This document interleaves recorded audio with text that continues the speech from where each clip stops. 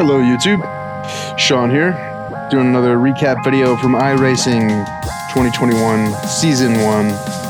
This is the week 4 and do something a little different, mixing it up with some ovals, which was a lot of fun, and something totally different from what I'm used to. There's lots of that. So this week, Southern National Motorsports Park. This is my first season in iRacing. Okay, Sean, nice and neat, stay out of trouble. Go, go, go. All right, so still kind of learning how to go fast on ovals. It's this track in particular was real hard because it wasn't flat out. A lot of braking. People are going off before lights were even green, and it ended up being a pretty rough start. I'm sorry. And a lot of condolences in ovals. So I have here the chat audio because some of it gets rather amusing later in this race. So this week I'm doing something a little different. I'm only going to go through this one race. I don't know what that guy's doing, going backwards on the track.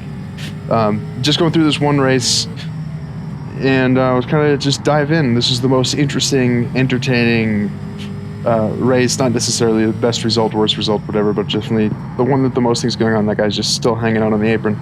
And apparently the yellow car decides he's done racing for the day. So whatever, I'll take the spot. Thank you, Ken. Alright, so now it's nice. What I found with ovals is that when you kind of breathe a little bit, still hanging out on the apron. That's a real shit spot for that guy to hang out, because it's right at the apex of that corner. You want to try to get as low to that line as possible without going below it. There's just, you don't have this, there's a change in surface there and you don't get as much grip. But yeah, I put a lot of time this week trying to figure out how the fuck do you go fast on these things. Some guys were doing, sub 16-second times, which I think I got there once over the course of the week, and it was very difficult to do. So, but anyways, what I was saying is, it was always a relief whenever there wasn't a car in front of you. You breathe a little bit, not worry about it. No one's behind me. I'm just kind of running my own race here, which is exactly what I needed just to get into the hang of it. 15, still hanging out on the apron. But this was an interesting track because it's so banked. You kind of get loose if you brake too much. This is the leader behind you. You get loose if you brake too much going in, and the car, you'll lose the rear end of the car. But it's also one where you almost immediately, as soon as you're getting off the brake, you need to be switching back onto the throttle and really powering through the outside.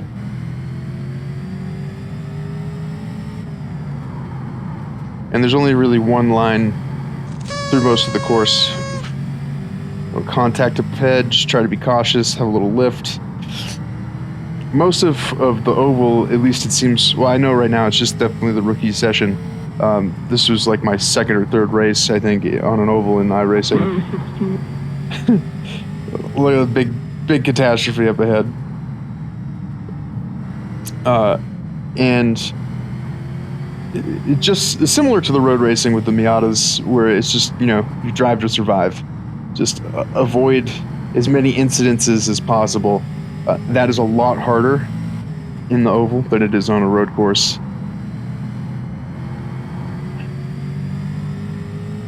But, overall for the first race, I think I qualified 6th, and I'm up in 4th right now. Not bad. I'm starting to get into a little bit of the pack here as I start to figure out how to actually get a decent lap. Yeah, so out wide. So you wanted to, for this track, I found that if I went really shallow into the corners like that, I could do better. I know some guys, big off, can't really avoid it. It's tough without losing the car. You're a friggin' idiot, man. I'm in second. Nope, guy in front has had can't manage it. Very tough. It's like driving on ice at times. Yeah, these guys are all trying to race me. Yeah, this is a common thing that I found in the rookie rooms, where it's like if you're a back marker trying to race the guys in the front, and it doesn't make any sense as to why you would want to do that. Just let them by, have a clean race. But like a lot of times you'd see Number 6, terrible, get off the track. Yeah, number 6 not making any fans. It's not me, right? No, it's not. Yeah, it's just catastrophe, just explosions at every point. Richard Allen Jr., you're a champ, man. So they're complaining about number 6, and here I am finding myself behind number 6, very trepidatiously approaching. Okay, let's just let this guy make a mistake so I can try to get by him, since he's been wrecking everybody on the field, and I'm able to do it here.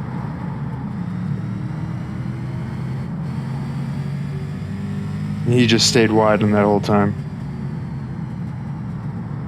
But a lot of this oval, this particular one, 40 laps, or the 16-second lap time, is a nail biter. I was really surprised at how tense, and you can see number 6 in the rearview mirror there took out somebody. I was surprised at just how tense these ovals get, because, you know, road courses are different in the way that you're thinking about the apex, exits, best line through, how do you get around, you know, and this is the same rules apply, but it was much more difficult because the racing is so close. Alright, so we can see now that I get myself up into second place by some miracle, and we're halfway.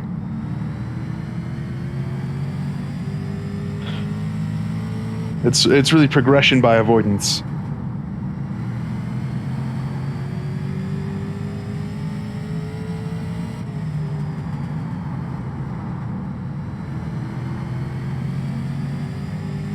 That guy's smoking in the middle. There's almost at every lap there was some kind of catastrophe or smoke that you're trying to avoid. Sorry, 3. Checked up your freaking brakes, bro. Yeah, a little off there. I guess he brake checked him. Ended up taking out half the, a couple of guys. You'll hear another complaint coming up in the future. Good job, man. You guys are real winners out here. Oh, some of the best is just you're a real bully. just listening to the commentary. Like, Because you just ran right in. No, somebody locked their brakes up in front of me. Maybe you should go watch the replay. It's in the middle of it. I was off my gas pedal and on my brake, and he locked them up. Thanks. Came right into the racing line. Smart. Oh man. The funniest thing with racing is it's very easy to forget that it's a game. Because we all get so competitive, and this happens to me too, where you'll have an off. You could totally be at fault, but when you're in the car, you're genuinely convinced that it wasn't your fault. So it really is important to go check the replays and look at what's going on and try to learn from what happened. It's, yeah, more often than not, I'll, find if I'm upset from some big catastrophe up at the front here. And that's one we'll visit later. And we'll watch what happened in full at that corner.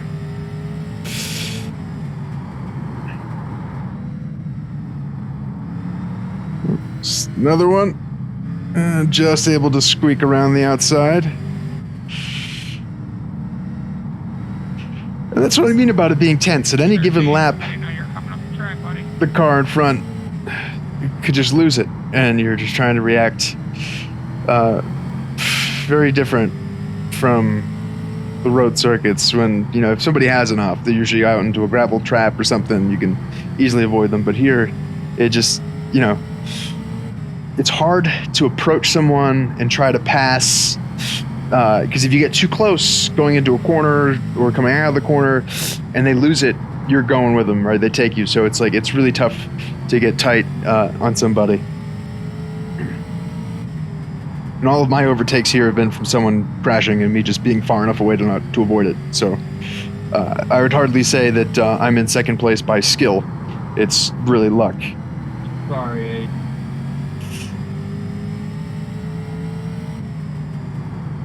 But you are lap traffic. So I start getting up to this lap traffic here, you start getting a little nervous, especially when you see them all over the road like they are.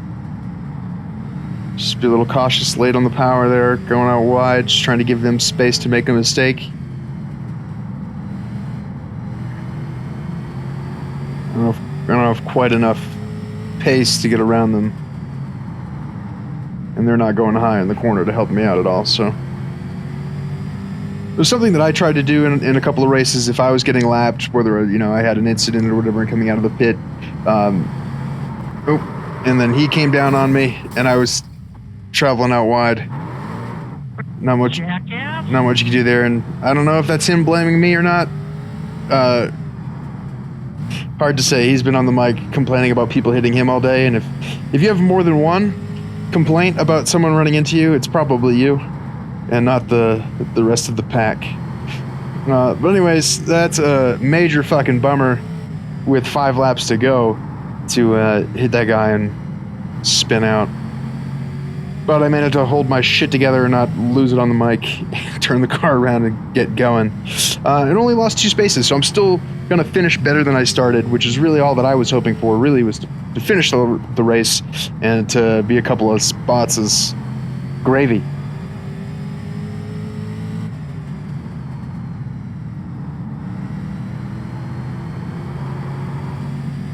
Back of the car starts getting loose.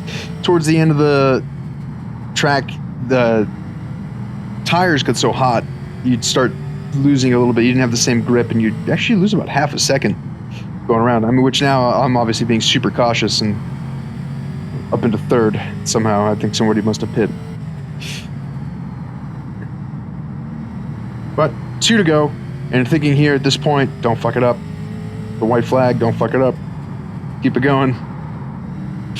And I'm kind of running my own race. There's this guy behind me, but I'm in the middle, which is comforting for just trying to finish. And we come around, and we take 3rd. Not bad. Podium. It was pretty exciting. And we got a little bit of commentary here. Racing, everyone. Not.